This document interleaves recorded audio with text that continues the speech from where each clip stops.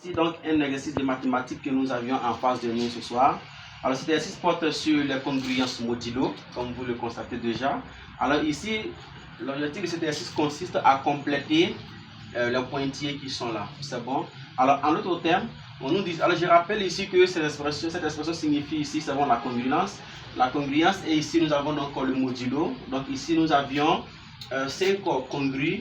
Alors ici nous avions par exemple la valeur de R qui est donc inconnue. Donc R ici est à déterminer. Nous avons ici 5 congrus R modulo 2. Et là aussi nous avions 17 congrus R aussi modulo 5.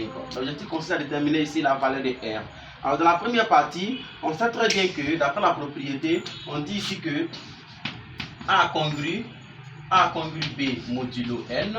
Donc on dit ici que A est congru B modulo N si et seulement si la différence de A et B, le résultat de la différence est un donc facteur de N. C'est bon? En d'autres termes, si je donc fais ici A moins B et que je trouve par exemple R et que R est un facteur de N, en ce moment on va dire ici que A est congru B modulo N. En d'autres termes, N est donc un facteur de A et B. Ou si tout simplement si je divise A par N ou encore B par N, alors le reste doit être identique. De ce fait, on dit que N est donc un facteur du résultat de A moins B. Alors de ce fait, on va donc trouver la valeur de R dans chacun des expressions suivantes. Alors dans la première expression, ici nous voulons connaître le résultat que nous devons avoir ici. Alors ici par exemple, je peux utiliser 1 comme cela.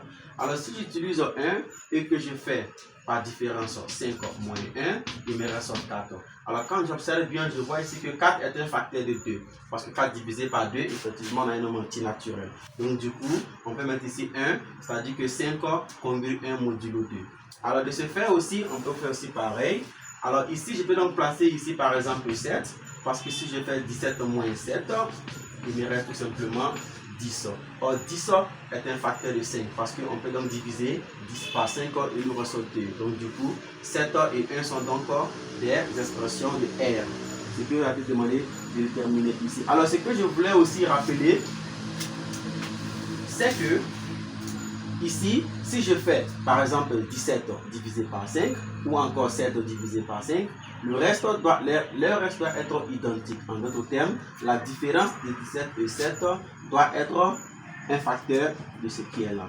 Alors, merci chers amis pour le visionnage.